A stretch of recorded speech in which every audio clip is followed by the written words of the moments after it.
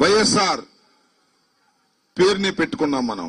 యువజన శ్రామిక రైతు కాంగ్రెస్ అనేది ఉన్నా మనకు వైఎస్ఆర్ అనేది వినిపించాలనేటువంటి ఉద్దేశంతో వైఎస్ఆర్ కాంగ్రెస్ పార్టీగా మనం నామకరణ చేసుకుని మరి ఎంతో పురోభివృద్ధిలో ముందుకు వెళుతున్నటువంటి సందర్భం.